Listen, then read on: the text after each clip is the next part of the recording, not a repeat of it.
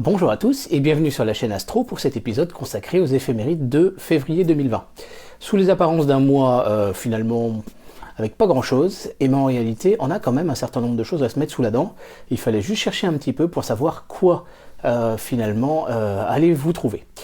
Et donc je vous propose effectivement un petit programme assez sympa. On va parler bien évidemment de tout ce qui va être lunaire, et en fait on a quand même pas mal de belles surprises.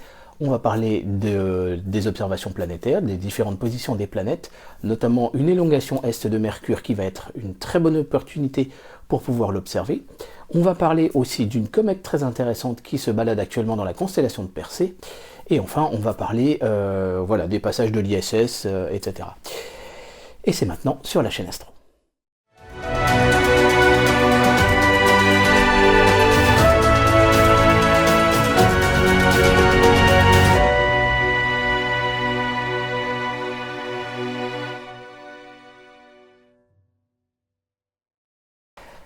Alors comme tous les mois, vous trouverez dans la description le fichier récapitulatif à télécharger. Donc on va commencer, comme tous les mois, bien sûr, à repérer les différentes phases de la Lune. Donc c'est avec cette première base. Donc on repérera en fait de façon assez simple que le premier quartier se trouve donc au 2 février. Le 9, on aura la pleine Lune. On aura le 15, le dernier quartier. Et enfin, on aura la nouvelle Lune le 23. Donc ça veut dire que très clairement, la première partie du mois va être consacrée à plutôt de l'observation lunaire et planétaire. La deuxième partie du mois va être consacrée à l'observation du ciel profond. Ça, vous avez un petit peu l'habitude. Et c'est là où on va du coup entrer dans les détails. Donc au mois de janvier, je vous ai sorti une vidéo d'observation, de live en différé finalement, de l'éclipse pénombrale de Lune du 10 janvier dernier. C'est une collab avec Laurent Oumar de la chaîne 70-900. Vous avez été à peu près 750 à la regarder. Voilà, je me suis personnellement abstenu de vous faire un titre un peu racoleur, mais en réalité cette vidéo est vraiment très intéressante. Alors je vous permets de vous y renvoyer pour la très bonne et simple raison qu'en fait effectivement quand on observe une éclipse pénombrale il n'y a pas grand chose à regarder. Globalement quand on observe la Lune en période de pleine Lune, comme la lumière est finalement très verticale par rapport aux détails lunaires, on a peu de détails, mais il se trouve que pour cette observation, donc on a des photos faites avec le T400, avec le Sony A7R II qui est un excellent boîtier et qui a finalement une matrice, il a tellement de pixels, il a 42 millions de pixels, que j'ai pu aller redonner beaucoup plus de détails avec un travail par onglette. Donc déjà sur les images de l'éclipse pénombrale, on a énormément de détails, mais en plus de ça, en fait, on va prendre à un moment donné, on va aller regarder en détail 6 zones de la Lune correspondant à des épisodes qui ont été sortis par Laurent Oumar donc dans la série Moon Explorer. Et donc il y a vraiment des très belles anecdotes et des très belles images, puisque là cette fois on s'est appuyé sur des images qui ont été faites en très haute définition, que ce soit Seb Extreme, que ce soit Manu 33 ou les miennes, donc qui nous permettent d'apprécier aussi des détails lunaires qu'on n'a pas voilà, forcément l'habitude d'observer. Donc voilà, cet épisode il est toujours disponible bien évidemment sur la chaîne. La première partie n'est pas la plus intéressante, c'est évident, puisque voilà, on est en train d'introduire un peu le phénomène, comme si c'était un live finalement, mais la deuxième partie est absolument passionnante et vous ne regretterez pas de regarder cet épisode. Donc en fait justement, en ce début de mois, c'est l'occasion idéale d'aller mettre en pratique les différents épisodes de Laurent. Donc le 31 janvier, donc ce vendredi où je sors cet épisode, vous pouvez vous intéresser à la zone de Sabine et Moltke, où vous avez les cratères, vous avez la zone d'atterrissage d'Apollo 11. Alors bien sûr, il est impossible de voir les restants de cette mission, même pour le VLT, je précise, c'est même pas la peine de tenter. Mais par contre, vous pouvez essayer de chercher les cratères, donc Armstrong, Aldrin et Collins. Et puis vous avez ensuite Theophilus, Cyrillus et Katharina, qui sont ces 3 cratères extrêmement lumineux, et vous avez le S lunaire qui est juste à côté. Donc ça, c'est quelque chose que vous pouvez observer le vendredi 31. Le samedi 1er, là, vous allez pouvoir vous intéresser à la vallée alpine, au V lunaire, au X lunaire, à la Rima Hyginus, qui est une zone qui est vraiment beaucoup plus pour les gros diamètres, qui est très intéressante à observer également. Le premier quartier a lieu donc le 2, donc c'est le dimanche 2, et vous avez au moment de ce premier quartier, vous pouvez vous intéresser à l'observation du mur droit. On continue ensuite le lendemain, donc lundi 3, vous avez l'arène de Stadius et la mer des nuées qui peuvent être observées. Plutôt la partie, entre guillemets, droite, enfin ouest pour nous, de la mer des nuées. Donc il y a un certain nombre de choses assez intéressantes à aller voir. Vous avez toujours le mur droit, bien évidemment, même s'il n'aura peut-être plus la même, l'illumination qui lui donne cette ombre bien droite. Et ensuite le lendemain, donc le mardi 4, vous avez l'arène de Stadius à nouveau, mais plutôt, voilà, ça dépendra de l'illumination là encore.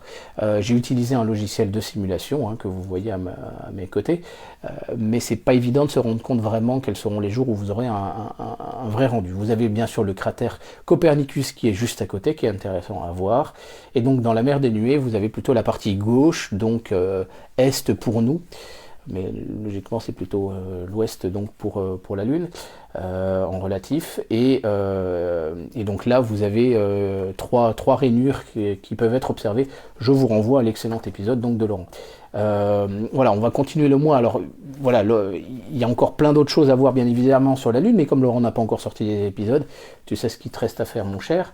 Donc on continue la pleine Lune, et par contre le 15, donc on a dit qu'on avait le dernier quartier, et là à ce moment-là vous pouvez observer le mur droit mais dans le sens inverse d'illumination. Donc ça peut être quand même assez intéressant. On notera le même jour que le premier quartier de la Lune, donc le 2, vous avez l'opposition de 37 Fides, magnitude 10, donc un astéroïde, c'est pas ça qui va être le plus intéressant. Donc au niveau des planètes, en fait, qu'est-ce qu'on va noter? On va noter que à la nuit tombée, vous avez bien sûr Vénus qui trône de façon magistrale et extrêmement brillante pendant tout le mois. Vous avez Neptune qui est encore visible en début de mois, mais en fin de mois, là ce sera plus trop faisable. Vous avez Uranus qui est tout à fait observable pendant le mois, et je vous renvoie donc aux épisodes respectifs, bien évidemment, que vous trouverez sur la chaîne. Ensuite, à partir du 10 au 15, en fait, le 10, on a l'élongation est de Mercure, donc c'est 18 degrés.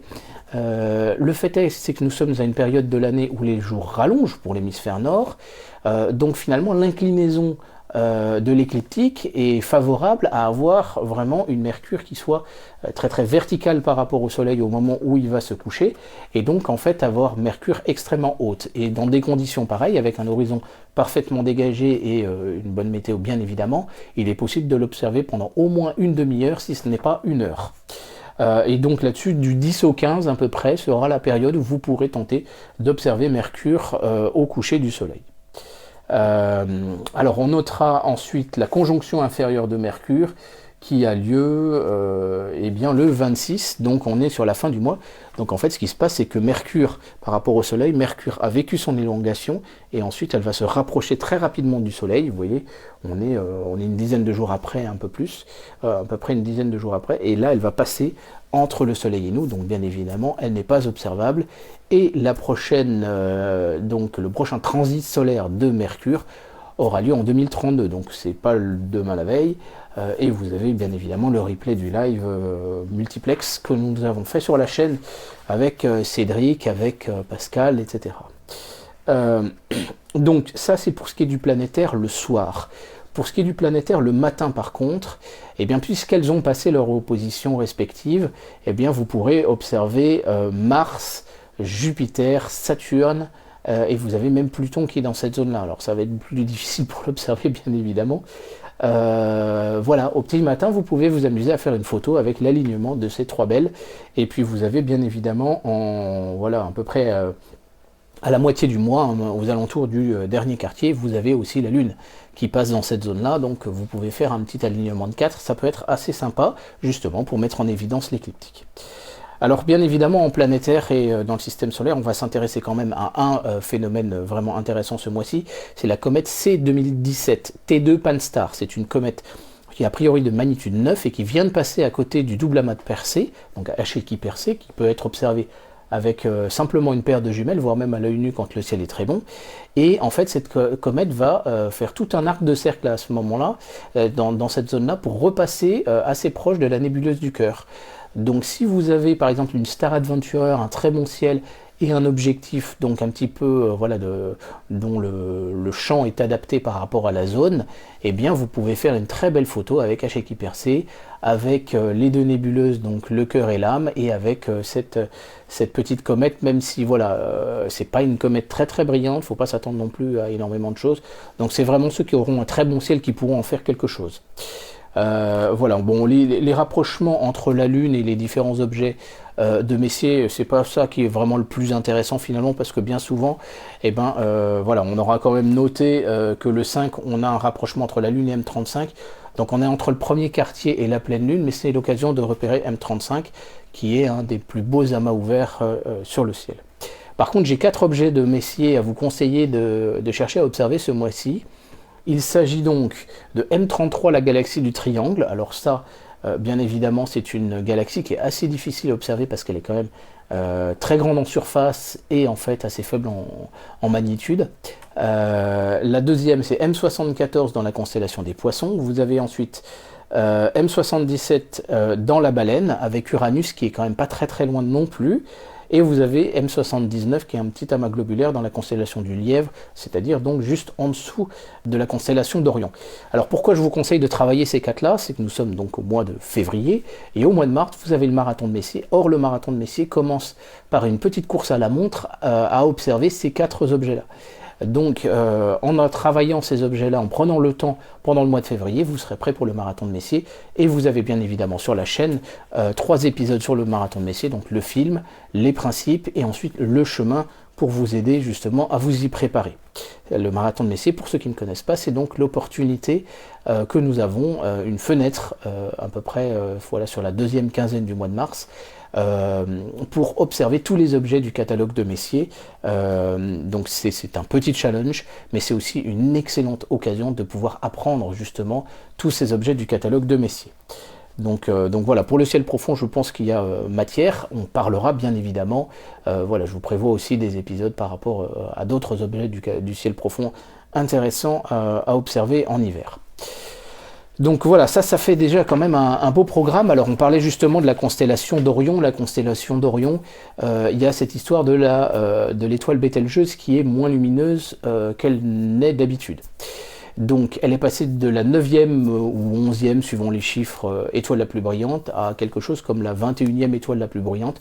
Ça dépend un petit peu des différentes sources et des différentes mesures, puisque voilà, ça reste une évolution. Alors là-dessus, je ne vais pas vous faire un épisode complet sur le sujet, très sincèrement. Il y a d'autres chaînes qui en ont parlé déjà, différentes pages qui en ont parlé, et je pense que la plus-value de la chaîne, c'est d'essayer de vous donner un maximum de conseils et d'aide pour pouvoir utiliser votre télescope, pour pouvoir aller observer par vous-même, plutôt que de commenter l'actualité spatiale.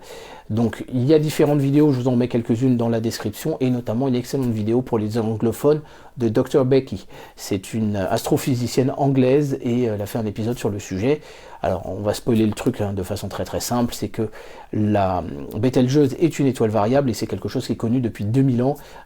Donc les Babyloniens, la Mésopotamie, etc. Tous ces astronomes, enfin ces astrologues, astronomes, puisque les deux étaient confondus à l'époque, connaissaient déjà cela. Donc c'est pas nouveau. L'observation du caractère variable de Bételgeuse est quelque chose qui est connu depuis des décennies et qui est mesuré depuis des décennies. Simplement là, on a au moins 2 cycles qui s'additionnent, donc elle est encore un peu moins brillante que d'habitude. Mais voilà, est-ce qu'on va assister à une supernova de nos jours ou pas? On n'en sait absolument rien et personne ne sait. Donc c'est pas la peine, je pense, de faire un épisode pour ça. Par contre, il y aura un épisode d'actualité bientôt qui va sortir sur la chaîne et qui va être, à mon avis, très très intéressant. Voilà, donc je pense qu'on a fait un petit peu le tour de tout ce qu'il y avait à dire. La dernière chose, c'est bien évidemment la Station Spatiale Internationale. Donc la première partie du mois, voilà, à peu près jusqu'au 7, de ce que je note là, 7-8, on a des possibilités de passage en soirée. Donc vous allez sur le site Heaven Above, et puis vous avez bien sûr 3 tutoriels sur la chaîne. L'un pour préparer votre session d'observation, le deuxième pour faire les prises de vue, le troisième pour faire le traitement. Et donc vous pouvez tenter de photographier donc l'ISS avec votre télescope. J'ai même vu que certains l'ont fait maintenant avec je crois que c'est le Nikon P800, Nikon P1000, quelque chose comme ça, avec un résultat absolument bluffant. Donc finalement il n'y a pas vraiment de... Voilà, même avec un 115, il y en a qui font des très belles choses sur l'ISS. La difficulté c'est d'arriver à la viser et la suivre. Ensuite on aura des passages diurnes, c'est-à-dire en pleine journée, donc c'est à moins d'avoir un transit solaire de l'ISS, et ça peut arriver, sinon ça va être inintéressant. Et enfin, cette fois, à partir du 21, vous aurez des passages en fin de nuit. Donc là, je vous donne bien sûr les créneaux correspondant à la ville de Paris. Voilà, donc je pense qu'on a fait à peu près le tour de tout ce qui nous attend comme petite merveille sur ce mois de février. Vous voyez que finalement, en cherchant et en grattant un petit peu, on a quand même quelque chose, vraiment, voilà, on a des choses intéressantes à se mettre sous la dent. Donc c'est pas parce qu'il fait froid dehors qu'il ne faut pas essayer de sortir de façon à pouvoir profiter du ciel, puisque généralement sur les nuits d'hiver, quand le ciel est vraiment bien dégagé, les nuits sont très transparentes et on a vraiment des très belles opportunités. Voilà, je vous laisse avec une petite surprise, c'est-à-dire en fait un petit clip de vos plus belles photos qui ont été partagées sur le groupe Facebook de la chaîne Astro. Je vous invite bien évidemment à nous y rejoindre, mais surtout je vous donne rendez-vous également au Festival Étoiles du Sud déjà fin avril, ensuite Rencontre astronomique de printemps fin mai. Donc vous avez un épisode sur la chaîne bien évidemment, la liste des personnes du groupe La Chaîne Astro commence sérieusement à s'étoffer et je pense qu'on va passer un temps absolument super tous ensemble. Donc voilà, je vous remercie de votre attention et je vous dis surtout à très bientôt sur la chaîne Astro. Et n'oubliez pas de sortir avec vos télescopes. Merci, au revoir.